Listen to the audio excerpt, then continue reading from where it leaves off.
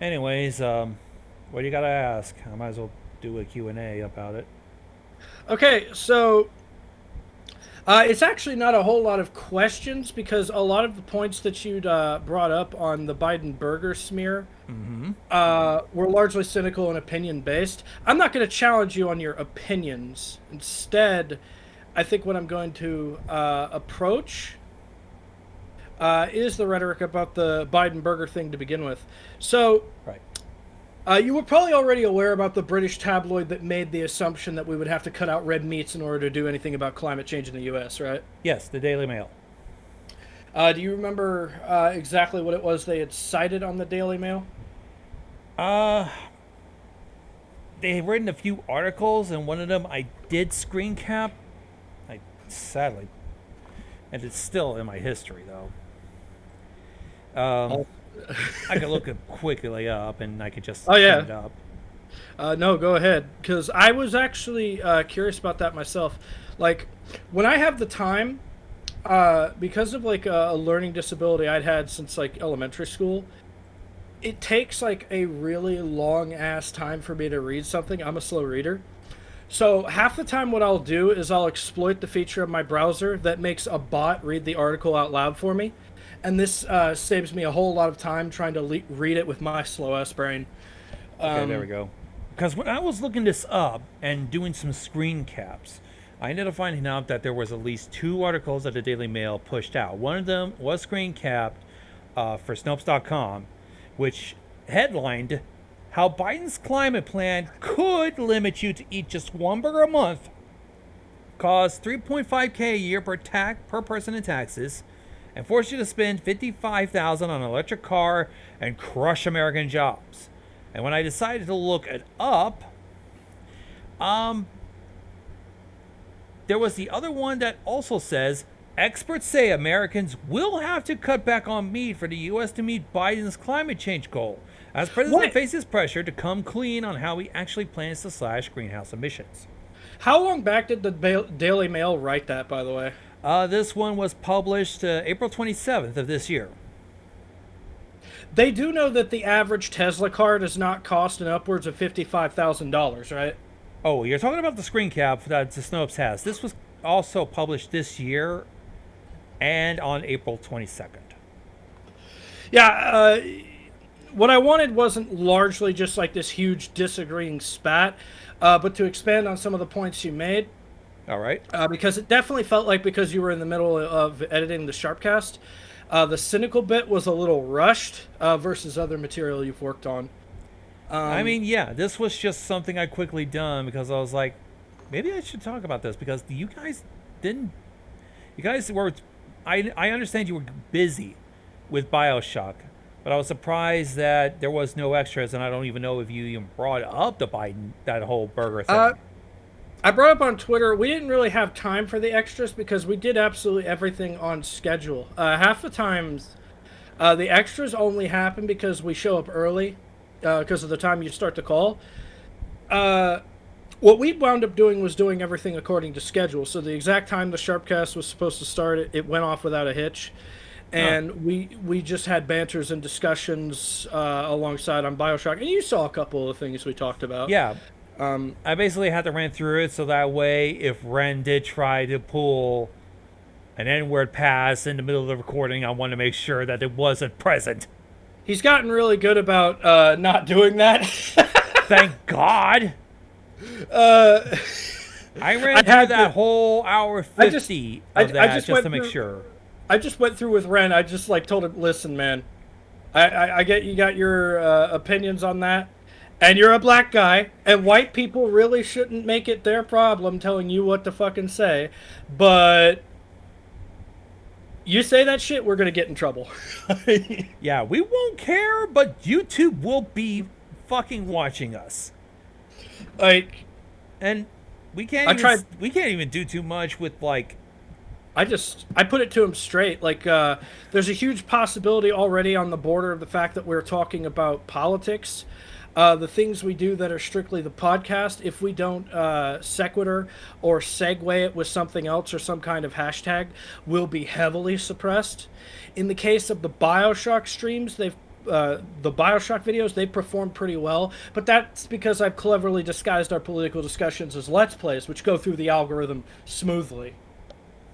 Which is kind of sad that we had to fucking go through all this shit just to be recognized or even Oh, you be you known. have to fucking lie, because right now politics is extraordinarily unfriendly to the advertiser base, and that's largely because of the politics most people online have. Like, woo, yeah, the insurrection should have happened. Like, Oh, Jesus. a lot of my friends will actually criticize, well, Antifa was largely responsible for this. The truth always lies in the middle. It is the fundamental fact that a capital insurrection sounds super fucking sexy to an Antifa-style anarchist. Why? Because it's a chance to upheave the system. You don't care how. So you're just going to show up, have a party. It doesn't matter who you're affiliated with. And that's kind of where these political extremes meet their epis when it comes to hypocrisy. Antifa types will tell you about how evil the right is, but when the right gives them an opportunity to break shit, they'll more than happily show up and stand right next to a neo-Nazi to do it. Yeah, that's the kind of the sad part. All right. Now, Yeah. where were we? Uh, Yeah. Anyways. But yeah, I wasn't sure if you ended up bringing this up in any crosstalk, and you definitely didn't do it during that. So it's like, no. might as well bring it up because it's like, this here is definitely one of the weirdest GOP smear campaigns today. Yeah, it's fundamentally strange, because when I started to realize this guy said, "and your plant-based beer," that was the one that blew me away. Yes. How the fuck do people not know that the average American Budweiser is made with hops, barley, and wheat? Yeah, and I looked into this just to How make do sure. they not there's know even certain this? there's even certain vodkas that are made I know. using potatoes. And I that saw guy that isn't no joke, schmuck. and I loved it so much. Yeah, and that guy wasn't no schmuck. He was Trump's former advisor, Larry Kudlow.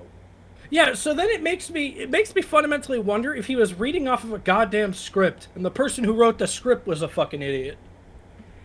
But then Because again, I don't know. Larry nobody could be is that stupid. Larry Like, how- Kudlow could be Larry Kudlow would probably be the guy who he wants to defend the blue collar worker types from the evils of DC Democratic politicians, but I doubt he's the kind of person that I doubt has ever dealt with a barbecue in his life or things that the average Joes like you and me deal with. A party, beer, any sort of barbecue, any sort of outing, any sort of picnic, really. Anything that could have been like a fun little pastime to deal with as a common, either middle class or lower class family. No, it was actually really, really funny to me. Mm-hmm. That people are really just trying to push this anarcho-liberal narrative on one of the most moderate Democrat presidents I've ever seen. Like, It is this man bleeds rural, but they're really looking for such a hard gotcha to try and say the current president is a socialist. Like, he's not. At least one person I do heard admits that it's very tough. Colbert ended up finding out that our good friend, Senator John Corbin, I believe, ended up admitting it's very tough when you're trying to attack a nice guy. And Joe Biden is pretty much one of... Yeah. He's pretty much a nice The guy to a only- T. It's just that if you try to, like, fucking... He's not going to just let you... He's not The going to stand there only- lying when you poke a stick at him. I mean, In he has my lashed out. opinion, the only strength that they've got against Biden is a hill they'd better be willing to die on, and that's the gun control issue. Here's why. You'll recall that when Biden was talking about his rhetoric against guns, he mistakenly referred to an AR-15 as an AR-14. He'd also flat out lied, followed a lot of the statistics that Democrats have just been fed through their asshole about these weapons, about how the AR-15 has a large killing capacity. It doesn't. About how the AR-15 is some kind of weapon of war. It's not. Oh, it only has a high killing capacity if you learn how to control it. But It's a skeet shooting rifle. It can fire about as fast as the average hunting rifle can, if not a little faster.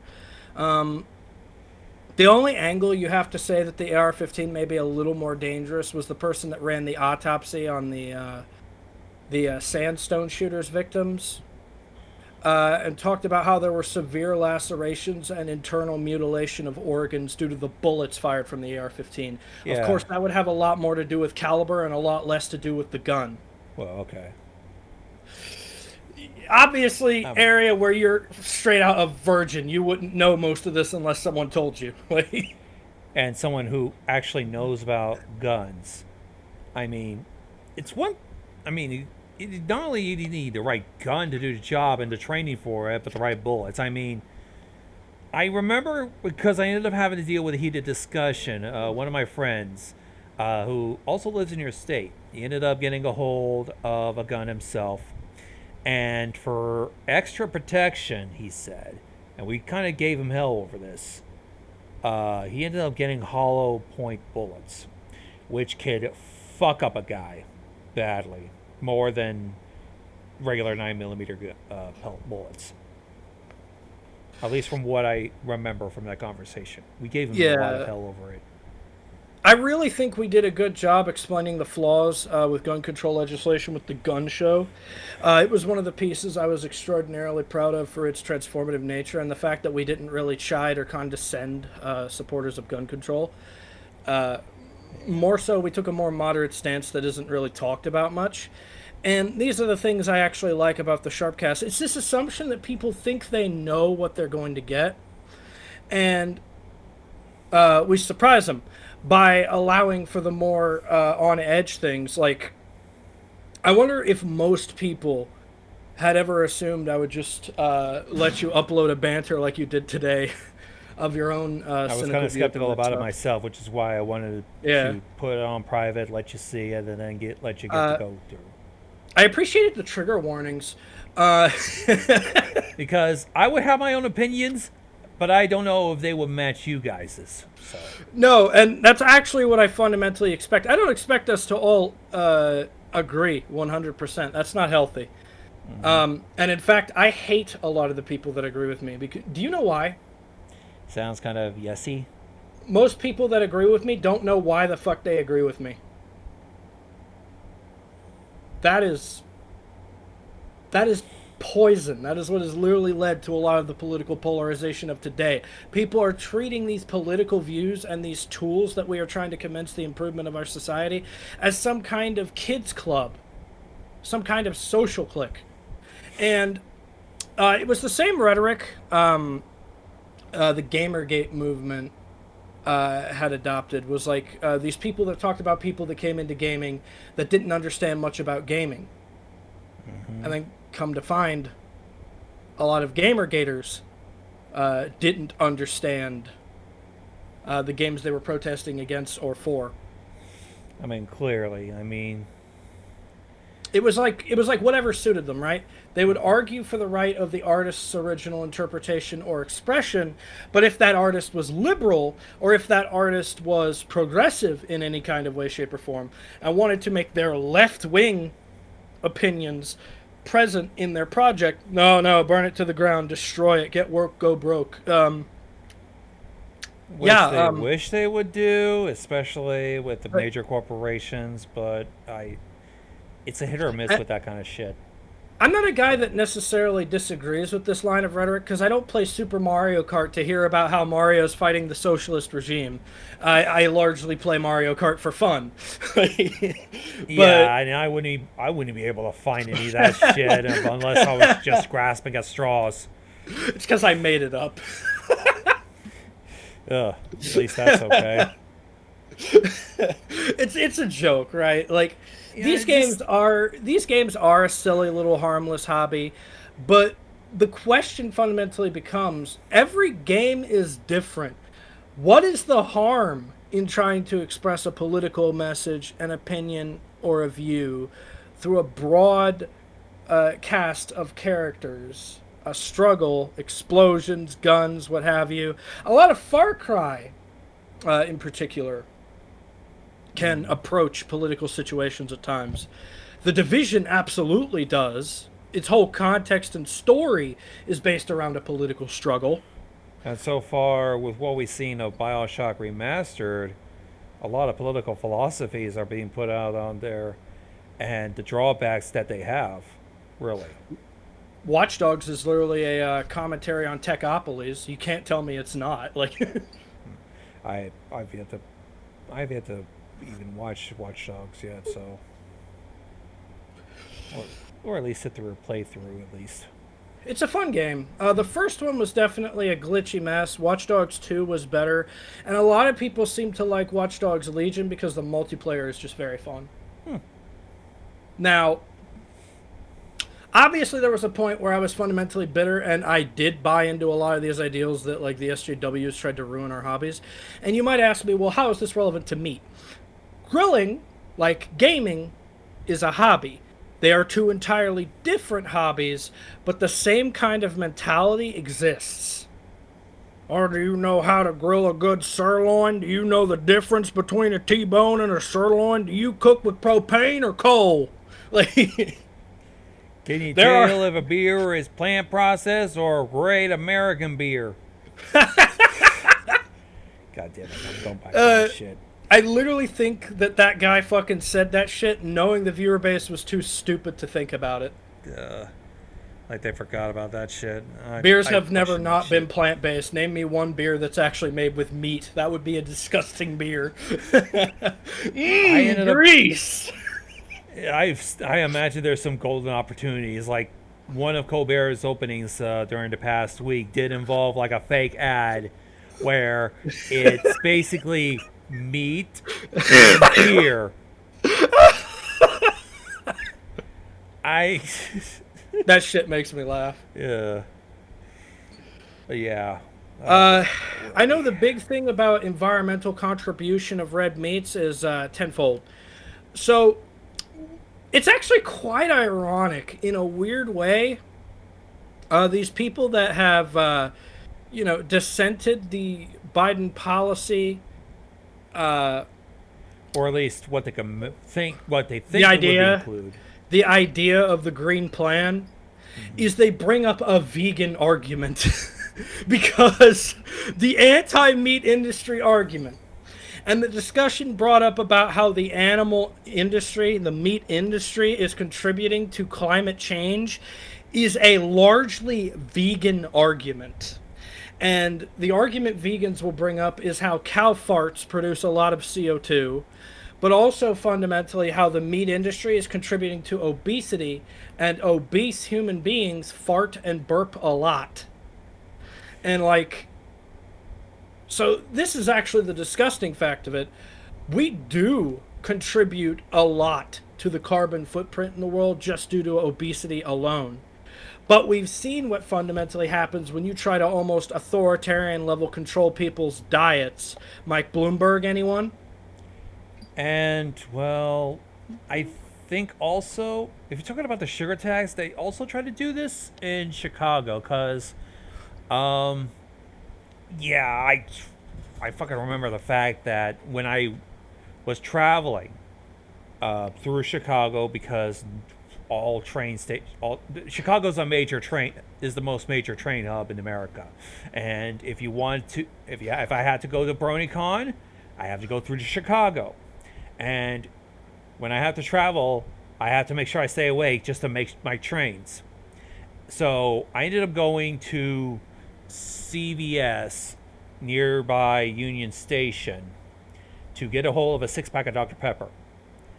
And the sugar tax that they have, because most of Chicago is in Cook County, which is where they implemented this sugar tax, it was kind of high. I don't have the fucking photograph, but I do remember that for some odd reason the whole thing came to like $6.66. So not the tax alone, but the whole purchase.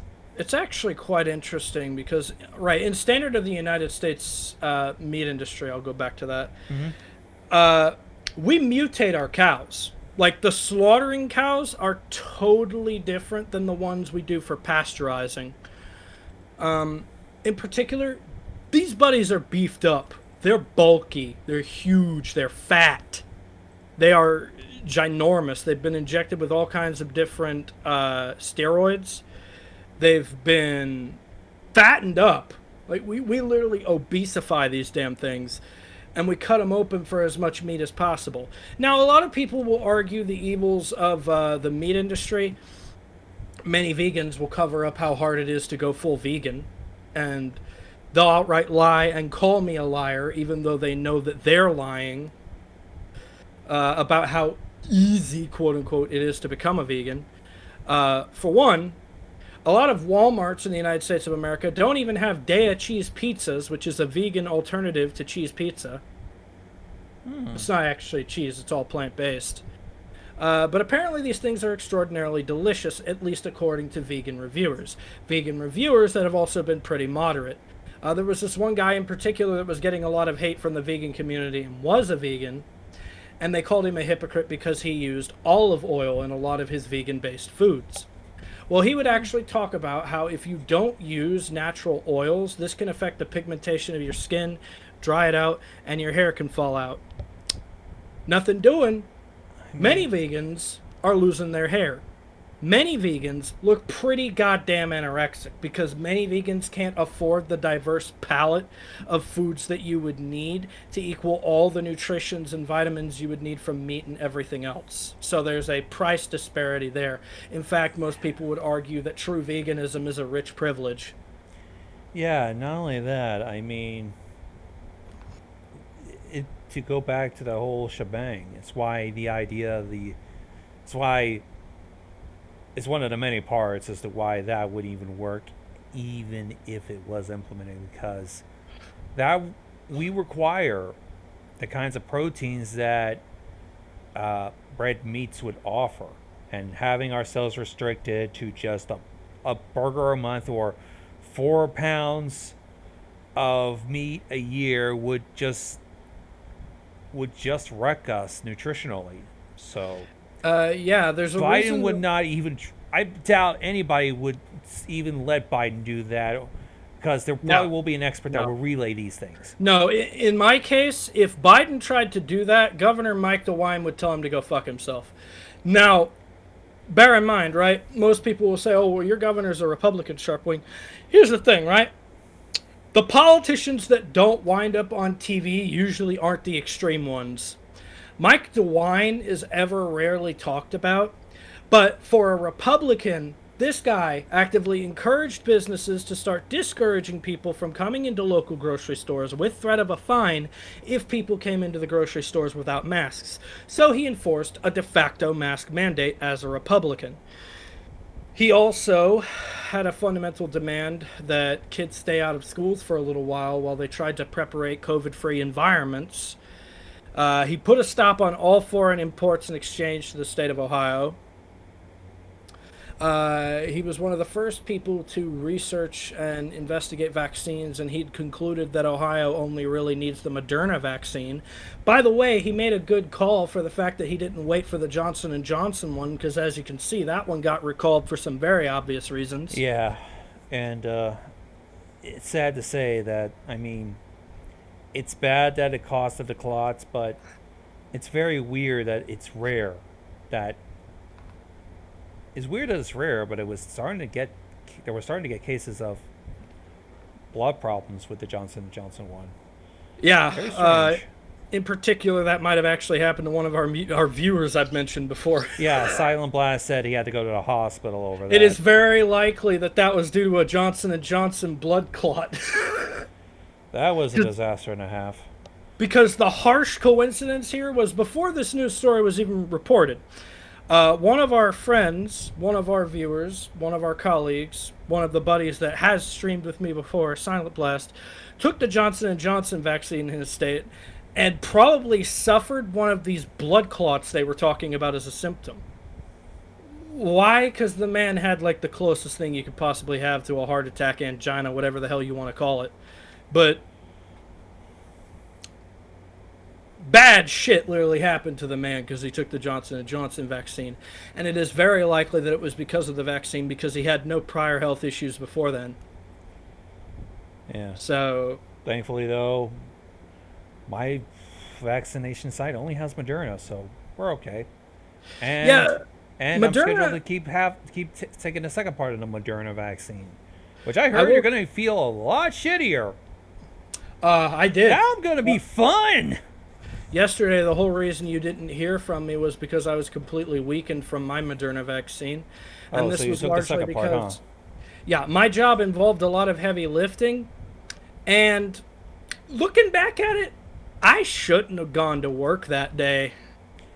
Because when I came home, I completely fucked my body up. I was just ready to sleep all day. Everything, Oh boy, everything this is was gonna be fun. everything was pulsing. Everything was aching. My legs almost gave out on me. But through all of that, I do feel a lot better now that I've had that rest I needed. Ugh. Uh, in particular, I'll tell you this: no medicine is symptom free. Any of y'all who have ever taken a pain reliever, allergy pills, doctors will literally list the symptoms and potential consequences that these things could have. This is why they ask you if you've ever had certain allergic reactions, asthma, fungal infection, you fucking name it. The list goes on and on and on and on and on. No medicine is symptom free. Anybody that tells you there is a medicine with no symptoms is an idiot. Even when people talk about the miracle drug weed, your desire for munchies could definitely have a strain on your wallet. The impairment of your math skills could probably really fuck you up. The fact that marijuana emotionally affects people differently, like any other drug can, is a real thing. The fact that you were buzzed or high, you probably shouldn't be behind the wheel in some cases. Like, whether it's strictly herbal based or it's lab based, drugs have consequences, um, and drawbacks, and it's our job to educate ourselves on what those things are and revolve our schedules and our life around those things. For example, bipolar medication can actually give some people a rash, as crazy as it sounds. Uh, in other cases, people with mental illnesses have actually stopped taking drugs for their mental illnesses because the side effects from the drugs they prescribed were a lot worse and were hurting them and weren't making them feel better. Hmm. The biggest problem with the medical community really is the feedback loop. It's the same thing Helios brings up with academia. Do you know what a second opinion is? Literally, a doctor going to another doctor and asking his opinion. It ain't rocket science. Not it really. Yeah. So nothing is surefire, but one thing is absolutely certain. A mechanic can probably work on your car better than a sculptor can. Or a guy who has 5 beers in his gut going, I think I can fix it. Sometimes he's actually right. Yeah. The biggest thing about free enterprise in rural America is sometimes the best help can come from the weirdest places. Yeah. Some guy can have like a fucking shed out in the middle of nowhere and have like the last existing Nintendo 64. All right. I think we're going off topic again. So what A little else? bit, a little bit. All right. Um, that's just because I like to have witty banter and conversation. Okay. Uh, yeah, the primary issue is that vegan argument I brought up with the red meats industry. The fundamental problem here, however, is that the carbon footprint we leave behind strictly from obesity and meat is actually a lot lower than the carbon footprint we leave behind from diesel and petroleum based cars, which it's actually fundamentally why electric cars are such a good idea. Because I'd read studies on this, right? Do you Mm-hmm. know how a modern electric car works, Gonzo? I have a vague idea. There's no exhaust pump. There's no gas. You do not pump gas into an electric car. That's the biggest gimmick with it. I did see one funny viral video about that. I mean, the guy, supposedly this person just found out that this guy was at a gas station with a Tesla, and he was confused as to where the hell you put the damn gas nozzle into it. Yeah, no, actually, there's a freaking spark plug Yeah, inside you the. charge it you charge it through an electric port. Yeah, and here's the thing, it's about a 2 to 3 hour charge on a car, and rather than having to spend gas on a car every week, you can just add a little bit extra to your electric bill to charge your car. This is actually why electric cars have been largely fought in politics, because petroleum based organizations, done. Done. Exxon Mobil, uh, BP, any Shell. any company that owns a gas station. However, there is a light at the end of the tunnel for the fact that Tesla has offered a lot of these places third party contracts where they could replace their petroleum based fuel pumps within the next 20 years with charge stations, which they're like gas pumps, but what they are instead are essentially big, Big cords you well, could plug into your car, really. yeah, tapped electrical charge stage. It's Yeah. essentially you're out on the road, you hook your car up to a charger, basically. Basically, Yeah. yeah.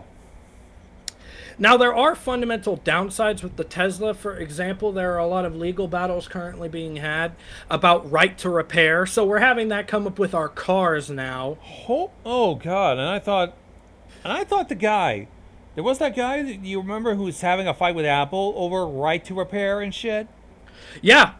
No, essentially what that guy was talking about the right to repair fight being important right now, he may not have known this, but he was actually 100% correct that the right to repair laws will become extraordinarily important in the future, especially for the fact that Tesla owns most of the intellectual property behind the electric car and have actually threatened to brick your car if you try to repair it instead of taking it to an authorized repairman. And be charged out the fucking ass with it. Precisely. Essentially, they're forcing you to have to use a mechanic. Never mind if you actually know how to fix it yourself or you have that educated Tesla background on how to fix a Tesla electric car. Nope. Got to take it to a repairman. That's the thing they never think about, right? There are some guys that literally had a career as a mechanic that get to use their mechanical skills to fix their own car for free. It's actually the primary reason people become mechanics, by the way. So they can Especially fix out here their in the own middle shit. of nowhere because it's cheaper that way. Yeah, so they can fix their own shit. It's just way cheaper. I mean, yeah, that's how my dad tries to do it. So it's actually encouraged or was encouraged in the United States. If you remember the core philosophy of self-determination, that's essentially what it is being able to do most things you need necessarily done in your life for yourself. And then once you're able to do that, you don't really have to rely on anybody for much other than grocery stores for groceries. There are just some things you really can't cut out of your life or do independently. Like, for example, a farmer has the right to fundamentally grow their own produce and food, and oftentimes farmers do feed themselves on top of selling their products to the public. Uh, but the fundamental downside to that is they are solely accountable for the things that they make for themselves. So if they get food poisoning from their own food, they can't sue anyone for it. They just suffer.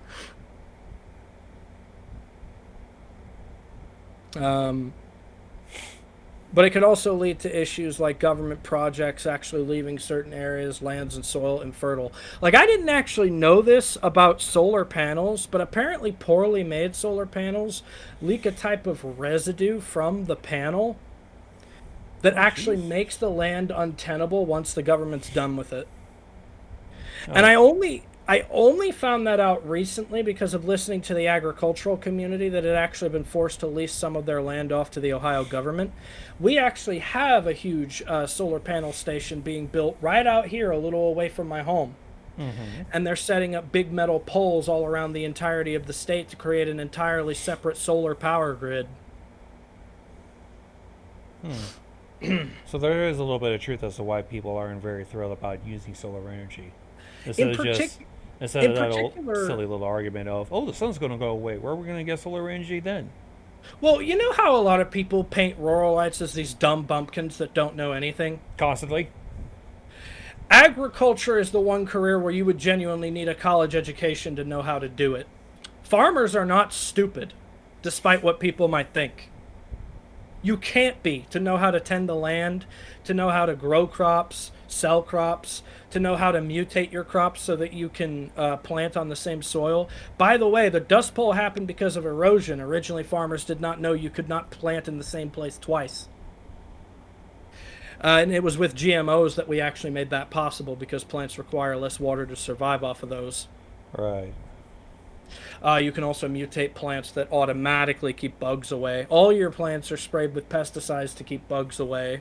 So you're eating pesticides that have been, of course, like downtrodden. Like, for example, they can wash the vegetables and stuff like that before they sell them. But any plant you've ever eaten has probably been sprayed with pesticides, Gonzo. Yeah, probably. Now, one thing people try to deceptively say, and this was something people tried with the whole Monsanto thing, was when a guy basically said, right, so pesticides are harmless to feed people. They have no harm to the human body. Half true. It depends on the degree of pesticide you're ingesting. If you're only ingesting that which was enough to keep bugs away from the plant, and the plant has been sitting there for a good amount of days tenable, the pesticide has essentially been diluting and evaporating in the sun, and the vegetables are washed before they're sold to you, no, pesticide sprayed plants will not kill you. But one thing that was done that was intellectually dishonest was essentially encouraging this Monsanto guy to drink an entire bottle of disinfectant because of how non-lethal he purported pesticides were. Let me guess, he died. No, he said no. I'm not stupid. I'm not going to do that. But there's a fundamental point to be had there. Mm-hmm. The man didn't lie. It's just the context in which he was said it was skewed to make him look bad. Of course, because fuck context. Yeah, like he didn't say you couldn't drink. You could drink a full bottle of pesticide and survive. What he said was you could consume a little pesticide and there are no known side effects. That context is important. Yeah, I mean, normally you'd be having. I imagine after having to deal with growing on a farm and having pesticides sprayed around, I imagine that they probably did. Most likely they have to do a lot of washing. Otherwise, if they just kept it with the pesticides, there's going to be a lot of people dying and a lawsuit happening. Oh yeah, if you just drank a straight up bottle of bug spray, say bye-bye life. Grim Reaper's coming to pay the toll. There's no question about it. The agricultural community, though, often gets the short end of the stick just because they've chosen to live in rural America. But why have they chosen to live in rural America? Space. There's no farmable, tenable land in cities. None. There are community gardens, but that's not a farmer. That's a gardener. In order to become a farmer, you have to move out in areas that have tenable land for cornfields, oak, all that kind of stuff. I mean, we're talking big areas of land, so that way you can yield quite a lot of crop. Yeah, like, not to mention talking about how in some states the way the game of farming has evolved with drone-like combines that can actually be controlled through a computer system, satellite imagery systems that are set up by other tech companies to allow farmers to lay out the scope of their available land and how they're going to plot the cropping season. Farmers use technology too. Quite a bit, yes. That's Yeah, how they like manage to get the job done. now this narrative will never be talked about. When you hear it from Republicans, it's all about these dumb liberals who want to destroy the farming community. But farmers actually don't have a problem with us having better internet. Because they want better internet. I mean, how can you do business when you basically live in the middle of nowhere and are relying on probably decades old copper wires? People would love to have, like, I imagine they would all love to have, like, fast satellite internet or fiber optics if they could. We were already making a transition to what is called true fiber, which is like the true genuine fiber wire. Ohio had been going through this transition through the last 5 years, and Spectrum has literally been promoting this plan through Spectrum Business Internet. But the state essentially had established this project where we were going to scope out the entire area of Ohio and give it this full-blown option of fiber wire internet through, as of right now, the most known internet companies. One of the most major ones in Ohio in particular is Spectrum. Was originally Time Warner until it was bought out. But Spectrum offers really good internet around here, at least. Now, internet as of right now is great, but with the fiber they're offering, you can have a gig up and a gig down. So there are ways infrastructural plans actually work really well. In fact, it's often underestimated the level of powers and planning the governor actually has a right to for the state. A lot of these plans were enacted under a different presidency, but were continued by Governor DeWine. Again, a Republican. And that's because the politicians involved with the local politic behave a lot differently than the politicians involved with the federal politic. It's actually why I've brought up that local issues are far more important, because if you want to help everybody, help yourself, and here's why. You're a trade partner with other states, so there is actually a tenable facet with trickle-down economics, for example. If a particular trade partner of one state is doing better, this increases econ and commerce. So if Ohio is doing better, for example, through more efficient systems through trade and offering opportunities to other states, those states in turn can capitalize off of that opportunity. It's why we're a union of 50 states. So if Ohio benefits, it's not just Ohio that benefits, it's also Ohio's trade partners. And it's a win for everybody. Yeah, the politic is much more complicated than people give it credit for. I only bring up the game of agriculture and trade because this has a lot to do with Biden's Green Plan. Remember the situation Biden's in?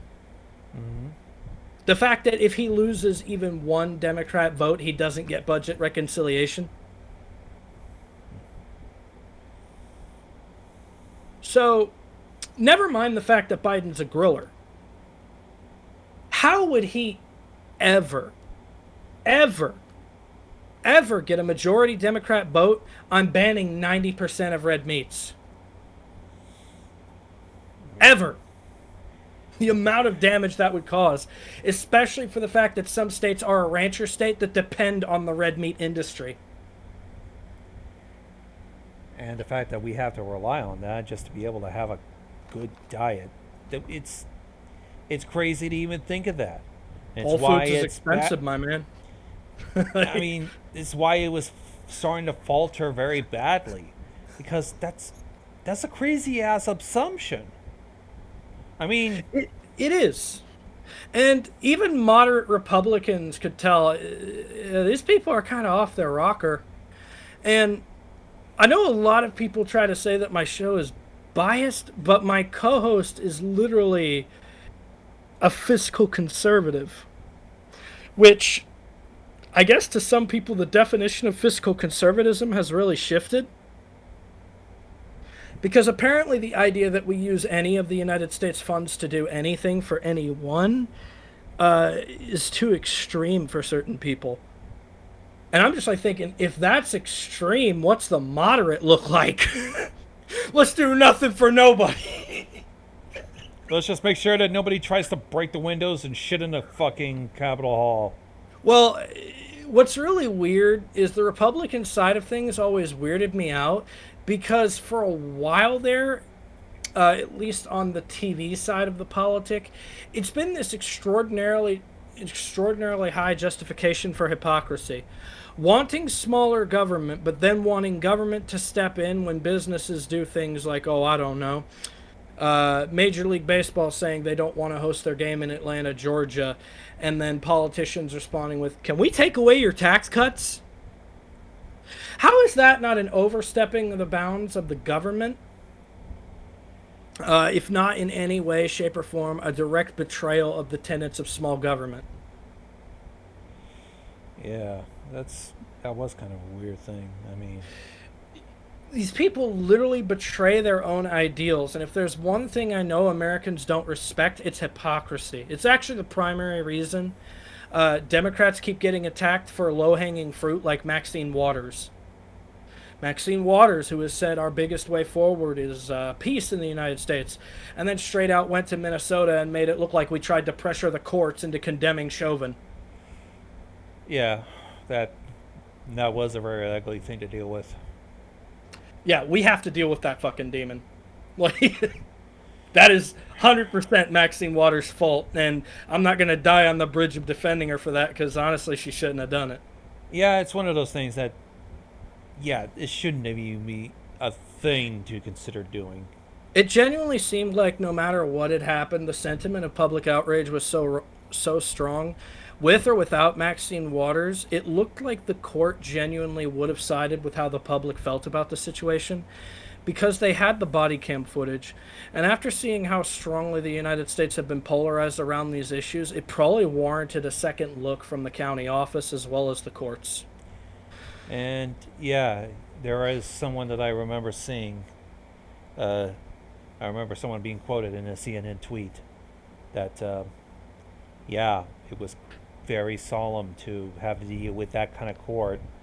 One of them, it felt like a constant funeral every day dealing with that shit.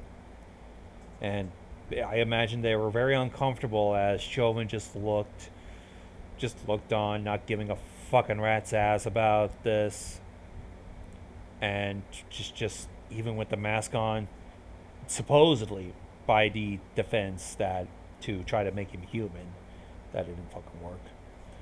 It just Yeah. yeah. Well, it's like, okay, so this is a big example of like how propaganda in the United States works for these kinds of things. Like, how Fox News could literally say crazy shit like Biden wants to cut out 90% of red meat and nobody would challenge it. I'm actually genuinely curious as to how many people listen to the Joe Rogan Experience versus Fox News. Because if you listen to the Joe Rogan Experience, I feel like you have a more grounded and moderate take on things, despite some of the controversial takes Joe Rogan has had. And it's because of the attitude he encourages from his audience. It's actually something extraordinarily unique online influencers have that TV news hasn't even bothered to consider and haven't been held to any kind of task or standard on. Like the idea that Fox is a public influencer and they actually actively encourage their audience to be anti-vaxxers or encourage their audience to be for the Capitol insurrection. Or encourage their audience to be conspiratorial nuts. Yeah. Because they do. Sadly, yes. Especially with Tucker Carlson and his strange outburst about that after the Chauvin trial. And recently, with him demanding, and I brought this up, did you even brought this up or not? I forgot if you did.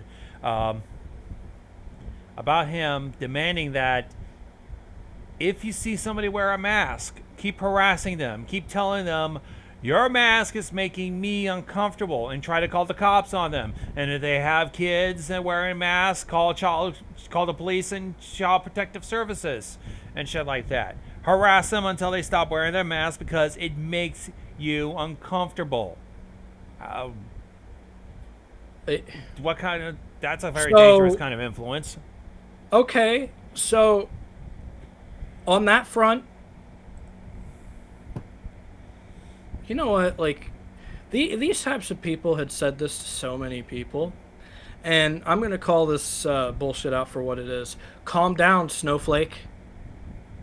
Like, I'm sorry, but how emotionally and morally weak do you have to be?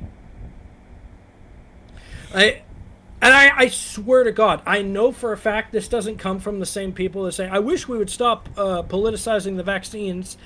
These are the people who politicized the vaccines, and they politicized mask wearing, and they politicized disinfecting surfaces, and they politicized entry points into public schools to prevent kids from getting infected, to prevent kids from spreading the disease to their grandparents who would undoubtedly die from it. There is so much moral context here, and the most I've seen people say on the stage of COVID-19 was saying, well, it didn't kill me, or I didn't get it, or it won't affect me because I'm not immunocompromised. It's like, yeah, but 9 times out of 10, because of how broadly you're already out in the public, you will give it to someone who is. Do you want to be responsible for that? Do you want to have that baggage? Because I sure the hell don't. I mean, the reason why is we have to wear masks is not to spare. It's not, even though it says that it doesn't even matter about the mask protecting you yourself, but it does help in stopping the spread a bit. At least you may not be able to get it yourself. You might wind up just being a carrier, and you might wind up accidentally like infecting your grandmother if you have to go and visit her, and infecting her with COVID while you don't. Yeah, like, that's the point of the masks. Yeah, like if I'm running the risk of being, I already told myself this. If I tested positive for COVID at any given point, I'm not going home. I'm quarantining. Because odds are, my father has a compromised lung from the amount of breathing damage he took from his previous job. COVID-19, if my father had ever gotten it, now we're both vaccinated, so I think we're safe. But COVID-19, if my dad had ever gotten it, guaranteed to kill him at his like ripe old age of 40 going on 50. Like, no. He would literally classify as the immunocompromised. Because we're also talking about people with asthma, people with breathing issues, people on a fucking oxygen tank. Which, by the way, I don't know if people actually recall or remember the state of America, but there are people in their 40s now that are in that condition because of how hard the state of Kentucky and other places have worked them. And at one point, in one of his editorials also, it's not just people with breathing problems, it's those who are compromised health problems, because Bill Maher even believes that our bad obesity problems can also be contributing to this as well. Oh yeah, no, 100%, because being obese would actually lead to breathing problems. And I don't blame that one on righties. I think the idea that we no longer discourage obesity or stopped discouraging obesity, sorry, it was a lefty thing. Righties didn't invent the concept of fat shaming, we did. Our little friends that we don't actually consider friends fucking did it. But we have to hold them accountable for the damage that they caused. And now maybe we actually should start back up a Get Fit program. Maybe we, right, I'm not saying bully fat people, but it's like the fucking 80s drug ads, right? It was like exaggerated on how bad these drugs were, but heroin 100% is probably not fucking good for you. You go fucking shoot up some heroin, see if you don't have a stroke. No, black tar heroin is a very dangerous drug. So Reagan was half right. We just to go back to the whole thing about it, getting a U.S. Fit program. No bullying, no scaring. Maybe some encouragement. Yeah, like a fucking actual, an actual gym coach. Because, most people, when they go to the Y or they go to the gym, they hire some kind of pep talker, a person that's supposed to help them through their routine with positive words of encouragement. And this psychologically does help people lose weight, or people that are grandparents that decide to play with their grandchildren more often. This was even demonstrated in 90 Day Fiancé of all things. was a lady that had a husband in Nigeria, and she wanted to lose some weight, so she just set up some cones around the yard and jogged with her grandkids. Hmm.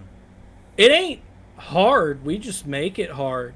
Truth is, there is no scheduled regiment when it comes to exercise. That's if you're a bodybuilder. But if you're just trying to lose weight, moving more is a better initiative than not moving at all. We don't have to make it difficult, we just do. It's not hard to go on like a 2 hour jog every day. Like, there could be people that have like these moral hangups and things like that, and I'll give you that. 100%. It can probably be a lot easier to lose weight in life when you have positive encouragement from family, or a best friend that'll help you through it, or some kind of coach you've hired. And I understand that not everybody has that privilege. But if you don't have someone, you gotta find someone. Because there is also a fundamental responsibility in our lives that we've essentially shunned. And that's the ability to love ourselves enough to give a damn. We hate ourselves, and that should just be displayed by the amount of misery we feel when these fake ass happinesses are showed to us on social media. We feel so inadequate. How about the fact that internet users disproportionately kill themselves more often? That's not false. That's true. And could you blame them? Look at how toxic of an environment we've fostered and hosted. Everyone wants to die. How is this a positive thing?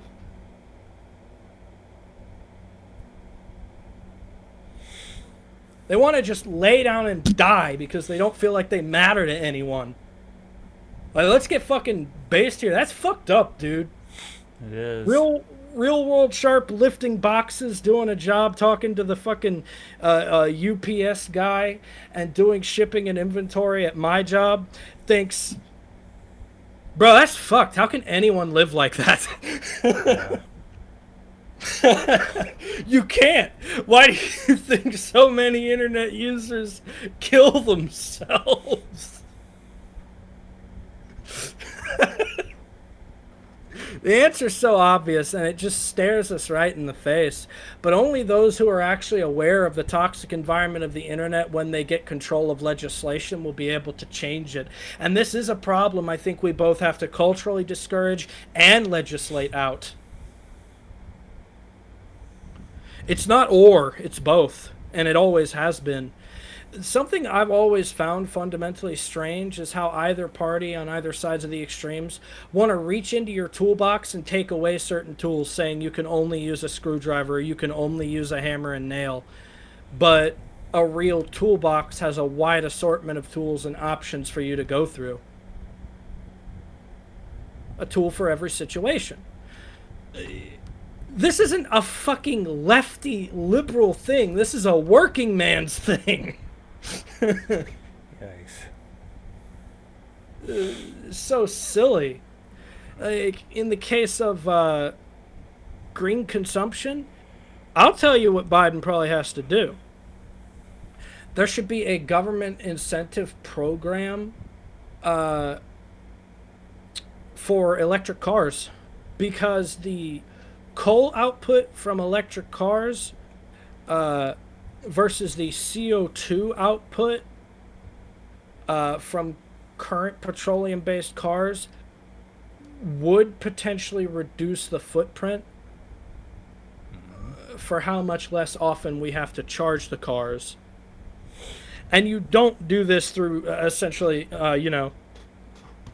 doing what Paris did, where you penalize people who have largely petroleum-based cars for their petroleum output, for long travel. Like, what the fuck was Paris thinking? You essentially tried to bully the people into going green? That is the hardest way to turn people away from green energy, and you even gave the United States of America a reason to believe going green is some sort of fascist sentiment. Paris, fuck Le Pen. Seriously, fuck that guy. So basically, we should try to give like some sort Maybe even a rebate if you like, if you got a car, or at least some sort of reward or something. You know, the primary reason we provide tax cuts to certain corporations is because of the services they offer the public. We actually provide tax cuts to Amazon because they've been a more efficient way to deliver packages to American citizens. And through those tax cuts, they've been able to fund their venture a lot easily. These are things we don't bother to consider because these benefits that we see are intangible. We can't imagine a world without Amazon. We can't imagine a world without UPS. We can't imagine a world without the US Postal Service, for Christ's sake. It's just not within our line of thinking.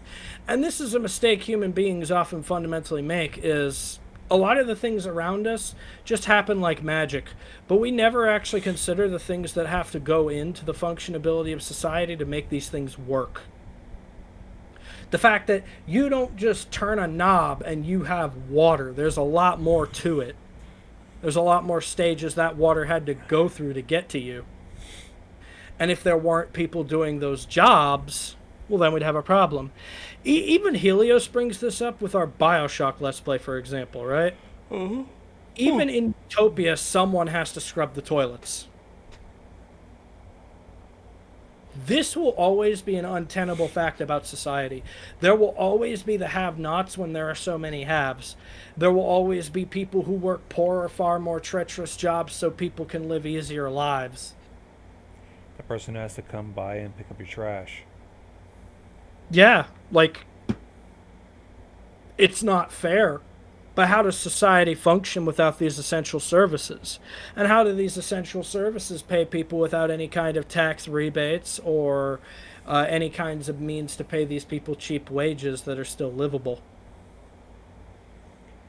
And there's somebody's going to have to make sure that the roads you drive on are bearable. Everything we do is important. There is nothing we do that is unimportant in the realm of politics. That is what makes it so toxic. Extremists aren't wrong about one thing. Political systems are inherently fragile, and all it takes is a little nudge to bring it over the edge or onto the brink. Extremists often test this facsimile. Why? Because they want that fascist regime or that new communist revolution. Extremists always want those kinds of things. They talk about what they'll do for the Commonwealth and how a control economy can help people. But in the small scenarios, you see things like the Soviet Union prioritizing making gas tanks over children's toys, and children's toys never get made. We don't think about the moral ramifications of the decisions that we make. The United States was founded off of the idea of considering those moral ramifications. Like when we sat down and wrote the Constitution, we thought about the moral ramifications of not having these unalienable rights. Let's get one thing straight. This country didn't survive for so long because we thought about the profit, the profit, the profit, the profit. We balanced a little bit of everything. Sometimes profit is good for general society. But if there's a moral ill, or if there's some kind of fundamental pain existing in people's hearts and you just seek to exacerbate it for the sake of greed, that's a man who just wants to milk society for everything it's worth and then watch it burn while they ship off to Cancun or something. That's not a leader, that's a coward. Explains what Ted Cruz's idea was. You know, why do you think I don't like Ted Cruz? Nobody does. Let's face But it. fucking... And I love moderates for that reason. I love people that aren't politically engaged, actually, because it's really fun to inform them about a lot of these things they didn't know. And it's a real breath of fresh air when they're not going to chew off your neck for saying certain things. Why? Because politically unengaged people don't fucking care. And, you know, back in the past, I would have railed against political disengagement. But then I started to realize something. As the politically engaged, it's my job to engage the unengaged. As a result, if I am not thinking about their feelings, or I am not thinking about the things they care about to any capacity, they are not going to want to listen to me because I just don't get it. And socialists will tell you, oh, well, that's a problem. We need to democratize the workplace. When you ask a socialist, hey, what happens if that democratized workplace doesn't want to do the thing you need them to do? Fuck the worker. Like, you'll see that rhetoric shift almost immediately. We need to do what's good for the Commonwealth. Like, yeah, but wasn't your argument that the worker was the Commonwealth? Oh, Like, people realize it's a non sequitur for people in America that are currently unemployed, right? We look at the unemployment rate, and that small percentage can still result in millions of people. But then you have to think that there are still virtually billions that are employed. There might be millions unemployed, but there are billions still employed. So it can be very difficult to walk in another person's shoes without any kind of personal connection to that person. That's why I say it's actually a good thing to have friends that disagree with you politically at times. I brought this up, but I essentially enjoy being friends with Silent Super Duper Hooper Trooper and Sir Maticus a lot more, even though they fundamentally disagree with me on a lot of political points. Because at least I know at the end of the day, they're not the ones shipping me off to the gulag. They would actually be the people that would raid the truck trying to take me to a death camp.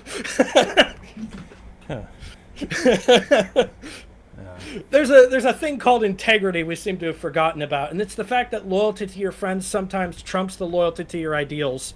There are people in this world that will outright say, fuck my ideals, if something wrong is being done to the people they care about under their ideals. Those are the people you've got to respect, because those are the people keeping society together. In fact, it could be fundamentally argued that the biggest political arguments ever made, when games like Bioshock are played by people like Helios at one point thought ANCAP was extraordinarily sexy, and he brought this up. And Helios himself identifies as a libertarian. Now, something that makes it really interesting to have conversations with Helios is how he will acknowledge the inherent flaws in his ideology and even admit that when push comes to shove, he would side with the system we currently have over having his anarcho-capitalist paradise. And Helios gave one very important point. I understand the importance of regulation. You cannot have a world with zero-sum regulation. You can't just allow things to go to shit when you know there's a problem for the sake of freedom.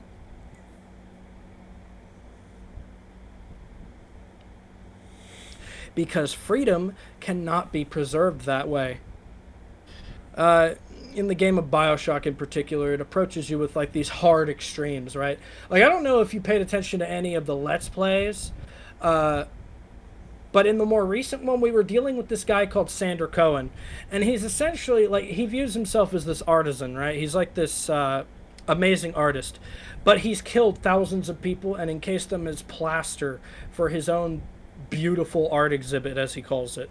He thinks a portrait of murder scenes that he's forced you to commit is his magnum opus. Like, so essentially what you've combined is art and the criminally insane. Yeah, that's another unnerving to deal with. Helios will point out that Bioshock isn't necessarily a criticism on ANCAP alone, but the ideal that makes ANCAP, which is objectivism. Is the idea that anything is inherently good or that things cannot be twisted or perverted in a certain way if the wrong person gets their hands on them. Objectivism is an inherently flawed ideology, is the idea that everyone has good intentions, everyone has goodwill, and that everyone understands tenably what art is meant for, what medical science is meant for. There's a fucking surgeon in Bioshock that creates mutilating facial reconstructions because he views it as his art. Yeah, we had to deal with that in, what, the first episode? Yeah, you were there for that one. Yeah. But That's also why these games are important, because we've allowed people to engage with these volatile ideals in a way that actually does spin or paint a narrative that actually is fair. What I find fundamentally strange is the fact that we currently live in a time so polarized that any type of clap back against claims we make is seen as an attack. But if we weren't expecting to be challenged on our points of view, why did we express them at all? We're not children. We understand, or at least should, that there are people who will disagree with us and strongly disagree with us. By the way, did you know Biden was actually born in Pennsylvania? Scranton, I believe. Yep. So then you also have to ask me if a Pennsylvanian really wants to side with this idea of getting rid of red meats. Because it's something we don't think about often in the United States. Many states, or people that are loyal to their states in the United States, do kind of reside under this moral framework that the state's culture in particular has painted. Mm-hmm. Ohio, even though we voted for Obama, we've also voted for Donald Trump. We've always fundamentally voted purple. We've always had like a moderate kind of leaning perspective, from moderate red to moderate blue. But largely, Ohio has always been considered a swing state. And something I can find fundamentally interesting is, even though most of the state voted for Donald Trump, there are some Democrat causes this state can actually find itself getting behind. Even though I've seen like Trump signs voted everywhere, and in the 2020 election, or in the and I still see some today. Like yeah. I went to the weekly soup kitchen today, and when I was coming back, there was this a Scion SB that had some magnets on there that pretty much called Biden the commander and thief, and Trump 2024 and all that stuff. What I've learned since then is my ideology was really flawed around the idea that a bunch of Trump signs and Trump bumper stickers meant an open endorsement of Donald Trump. Trump may have won the state of Ohio, but he won it by only a few votes. He tried to win Georgia too by finding the exact number of votes, so that way he could win it. But wouldn't it? Which, it was interesting. Biden won Georgia by a much wider margin of votes. It wasn't like super wide, but more than 100 votes is pretty wide. Something even my friends in Georgia will admit to is that the broader bulk of the Georgia voter base is also black. So for all the people that voted for Biden, you have to think there were plenty of black people that voted for Trump as well. And we've even had to reconcile with the fact that socialist Democrats just don't get it. They ain't got it. And by and large, a moderate to liberal Democrat is far more appealing to the blue voter base than a socialist in most states. Because, like, well, I mean, what have we learned from this little venture, Gonzo? A lot of people who vote blue are still pro-gun. They just want trigger discipline. A lot of people who vote blue also have a lot of conservative thoughts when they reach a certain age. And I imagine that people who want us to get off of fossil fuels and try to reduce our carbon footprint would try to at least want something reasonable to deal with, so that way we could transition a little bit smoother. Yeah, you don't, like, well, ideally, right, for an economy, you don't want hundreds of thousands of people losing their job at a gas station because now all of a sudden petroleum-based cars are banned. And you don't want to, like, get a bunch of people within the meat industry fired because stupid bullshit about trying to ban red meat just to cut down our carbon footprint. Which, you were right about one thing, and this is more of an appeal to emotion. Biden's a griller. I don't think he sees himself grilling broccoli. or Brussels sprouts, as Larry Kudlow I think suggested. that man likes himself a good burger and a good sirloin steak. I may be wrong, but I don't think all those images of him grilling were just propaganda. I think the man actually does like to grill. Why? Because he's from Pennsylvania. How else? Pennsylvanians like to grill. What can I say? Ohioans like to grill too. A lot Like, of people love to eat here down here in Indiana. And hell, when I went around town trying to find any sort of good deals, but couldn't because by the time I got my money, all the yard sales were closing up. There was like a food truck out there that loved to grill up fucking good barbecue, and it has made a business of itself. yeah, like there's a whole bustling economy around grilling. We're not just going to suddenly abruptly interrupt that. And honestly, the amount of evil people have tried to paint Democrats as is cartoonish. The evils of the party lie far more in the middle, and Helios has actually explained how the corruption works before. He even brought up a criticism in a hypothetical what if history had happened differently type deal when he was talking about the Apple Plus exclusive series for all mankind, Yeah. which you heard that one, right? It's like this idea of if the Soviet Union had landed on the moon first, Mm-hmm. we had a much harder uphill battle for technological superiority. But one thing that was pointed out was essentially how a Women's Rights Act or a Women's Equity Act was passed a lot earlier than the previous years. And this was done essentially through a politician cutting a deal with a steel manufacturer's industry that led to the failure of the Saturn. Now, that's political corruption. But it resulted in something good for the public. This is where it gets far more complicated and nuanced. Because then you find, and Helios brought this up, the primary reason we still have corruption is at times people would rather game the system and get something out of it than do the right thing and be no better off for it.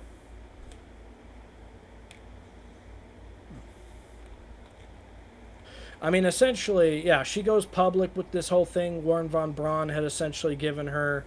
She exposes NASA. She exposes the corruption of the politician that had established the Women's Rights Act. Inadvertently, now she also establishes a potential rollback of that Women's Rights Act. She establishes the ability to derail it. And she gains absolutely nothing for herself. She's still in that small secretary position, but in doing what she did and saying essentially, I have copies, I'll release them to the press if you don't do me this one favor, where she asks for a much higher position in NASA, which later on in the series actually makes her the head commissioner of NASA.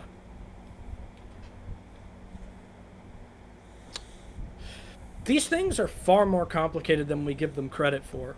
And it's amazing the amount of writing storytellers can actually do. I think it's why the artist will always be necessary in our society. Is they make us ask questions we often don't ask. Or won't be able to ask because TV screen told us not to. Why do you think when funding drops, the arts are the first thing to be cut?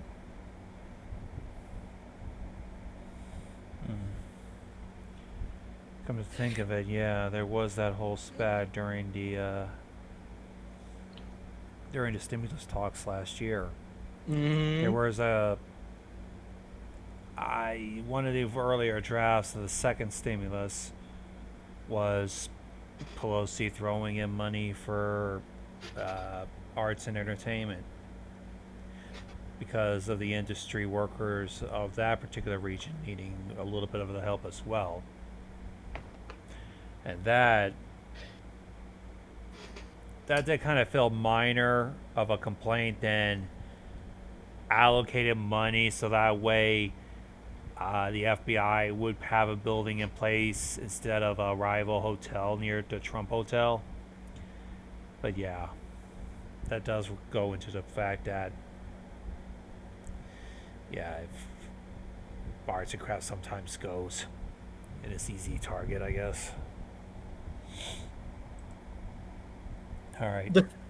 The thing that's extraordinarily strange that we kind of learn about life is it's not always the right thing to do what would be the most advantageous. For example, people talk about how if we banned red meats, this would have a serious impact on the climate. But if I understand anything, this propaganda will be pushed until the cows come home.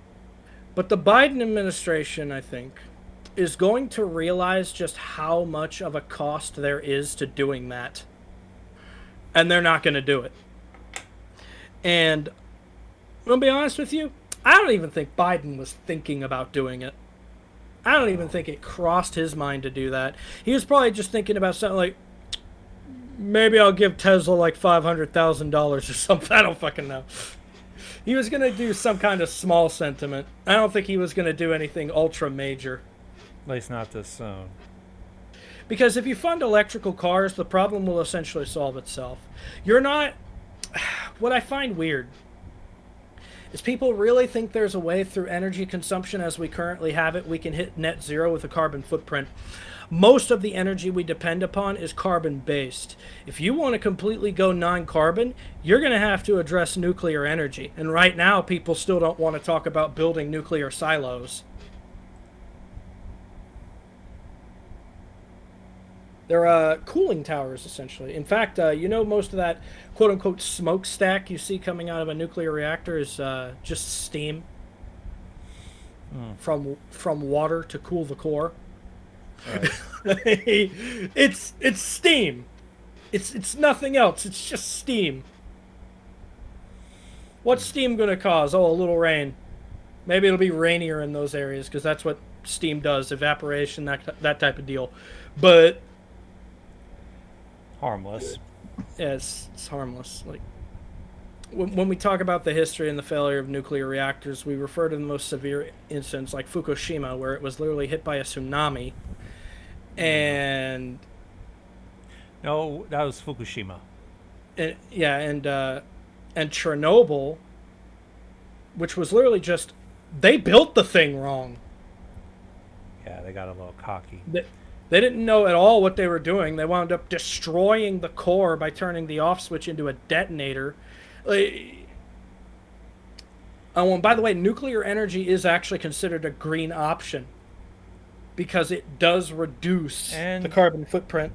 And we don't even need uranium. A friend of mine ended up like throwing me a video. Basically, where the fuck is it? And if not nuclear, then you got to do something weird, like look for helium-3 out in space, which is like a solidified mineral of helium. Or use, there we go. Basically use thorium, which is a little bit more stable, and can easily be crippled when all it needs is just plutonium in order to prop it up. Yeah, you know what else needs plutonium? A nuclear reactor. I mean, then it becomes a question of which is cheaper to make, the thorium reactor or the nuclear reactor. Well, the thing is, though, that it's mainly between uranium or thorium, and this one video argues about why thorium is a much better alternative, considering how uranium can be a bit of a hassle to deal with, and thorium, you could easily have a bunch of safety precautions in line and it won't be as harmful as uranium. It's something worth looking into.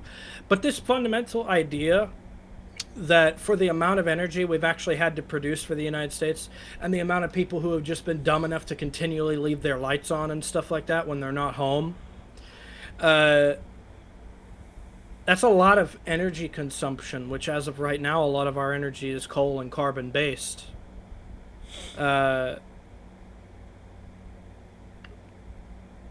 Yeah, you would have to consider some kind of nuclear powerhouse, essentially. Like, you would have to consider something that pumps out a whole butt ton of energy.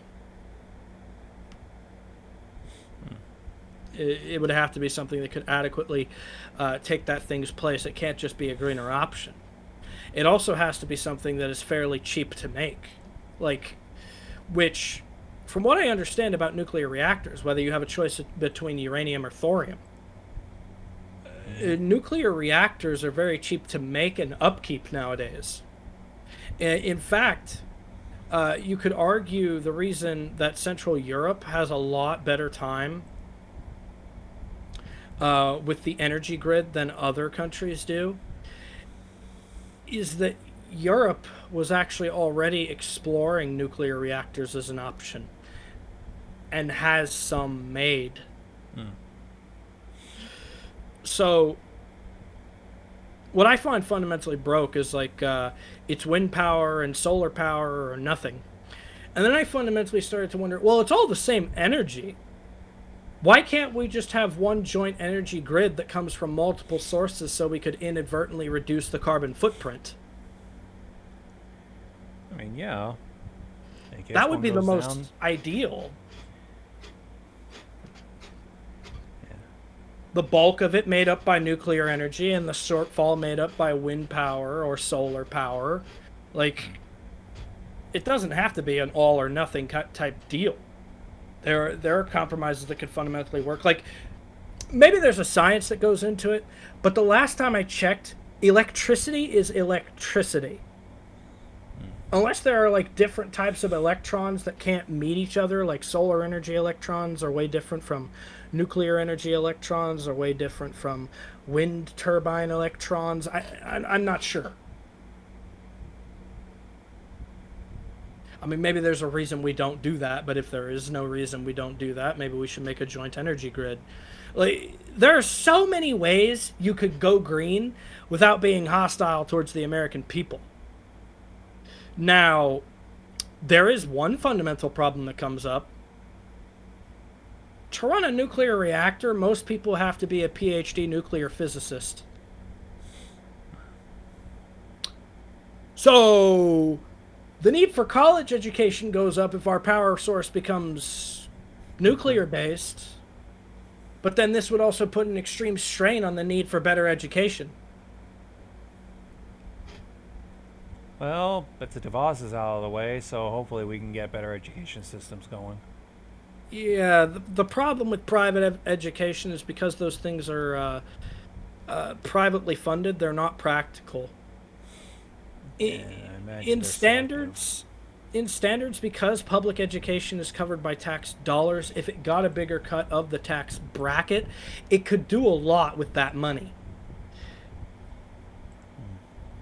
The problem is, because education already gets such a little bracket of the tax bracket, they're not being paid enough to sustain the new models they're being asked to continue.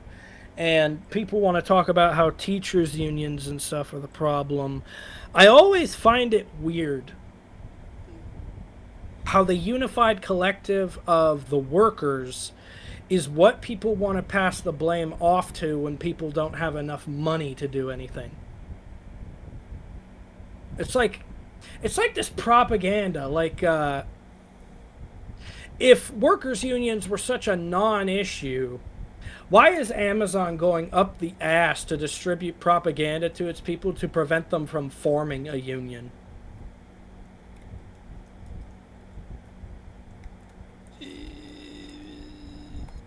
You know, one of these things is not like the other. Like,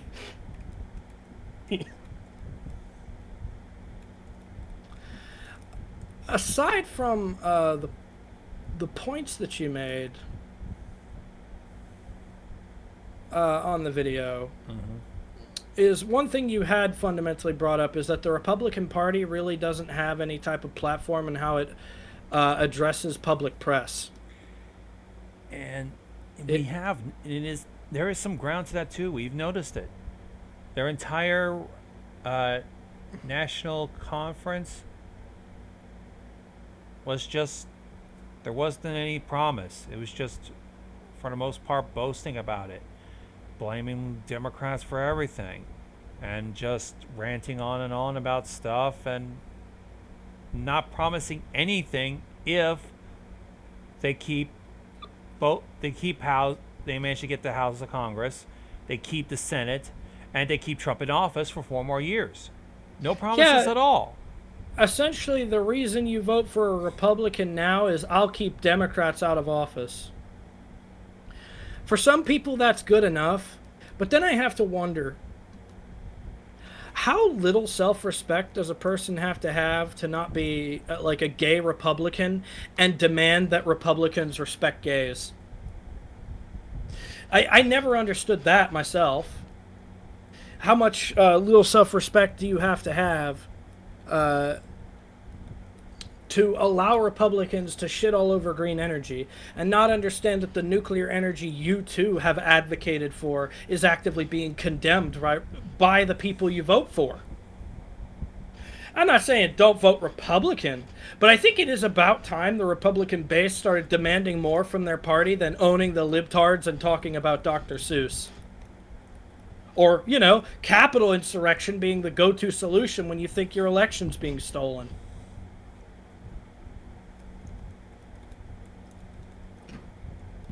But the truth is, this party doesn't have any of those solutions for you. This party hasn't proposed any type of policy that would make things easier on you for that. And for some reason, you've never begged for any kind of solution where you're not trying to cut your family's throats off at the dinner table. Why is that? You talk about the culture war, but maybe the true war is war against peace. Maybe the true war are these extremist ideals that have essentially tried to co-opt all of us, turn us against each other, say you can't be friends with this guy, you can't be friends with that guy. But I'll say it loud and I'll say it proud. I trust Super Duper Hooper Trooper to protect me from a bullet faster than any of these people. And that guy probably fundamentally disagrees with me on every political level. The man will still sit down with me and play Super Smash Brothers, though. I'm a bit of a talker. I ramble. I was really excited to have this conversation because, honestly, a lot of times you and me don't get to have one-on-ones. Yeah. And, since I'm like the sole proprietor of the Sharpcast, I literally made the thing, named the thing, picked my co-host, and invited everybody else on. I felt it my due responsibility to give my own perspective on your takes. And many of them are kind of similar to you guys's, so... Oh, yeah. Very, very similar. It's just the way you approach rhetoric is all. That's actually that's the only fundamental difference, which to me, as a guy that does a lot of speaking, as a guy that wants to address the public on this kind of stuff, that is the most important thing to me, is rhetoric. The point you're trying to make can be extremely important, but the context in which you explain it, right, can be completely different. Like, I actually liked what you tried to do to present your cynical points. It reminded me a lot of your old content format. I liked the flashing images. I liked the witticism. So was most of that off the cuff, or did you actually have a script in front of you? I basically wrote it down so that way I can at least make sure that my thoughts are constant. Yeah, you could definitely tell the difference in quality between scripted material and winged material. Like, I wing material a lot, but that's because I'm mostly an improv type guy. I just go on the go. But I don't fault people for having scripted material. Like, I'm literally convinced... Actually, I think it's true.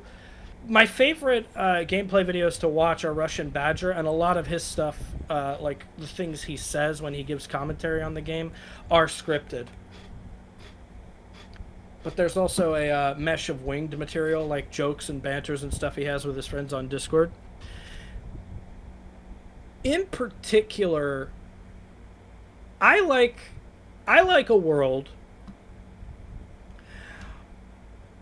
where we can hate the people we agree with and like the people that we disagree with in some circumstances. Like, if there was any Republican I would ever bat to court for, it would have to be Helios. If there was any Republican I could ever trust to get the job done on anything, it's probably Helios. And to me, that's a healthy mindset to have. Is the idea that there is a friend or a peer or somebody on the opposing side of the aisle that you can have faith in. I think lack of that faith and lack of that ability to diversify our friend groups and definitely think about what it is a person values has been the cause of a lot of polarization in this country.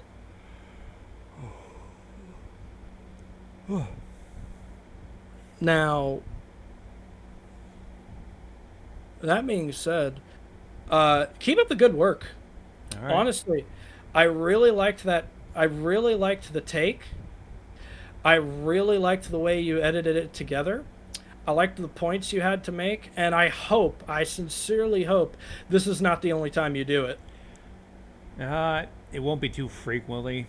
It'll be something that I think I can make a video on if the opportunity arises. Yeah, like ideally, I definitely like the idea, like the original idea me and Rick had with was this idea that we're a group of friends that collaborate on content together. The kind of golden mistake that happened where we made the channel and it actually garnered its own individual viewer base was sort of a happy little accident. But now we're kind of trying to mesh in the original idea we had, which is the idea that the only way can garner more of an audience is if it's pooling from more areas and not just its own pool. So, like, for example, when you make affiliated content and you talk about and you encourage your audience to go and check out that heightens the possibility that we get more people involved with So, one collaboration I liked in particular was when we did those Trump supporter cringes. It was post the Capitol riot. You remember, I think. The coping mechanisms, I believe. Yeah, the coping mechanisms that me, you, and Helios reacted to on your channel. It was very polarizing, but it also got a lot of people invested in the things we talked about. Because, like, I remember you had a few MAGA copes in your comment section, and I think the fundamental thing I've learned is you don't pick your audience as much as you think you do. Your audience picks you. Yeah. But it's ultimately your responsibility what you tell them.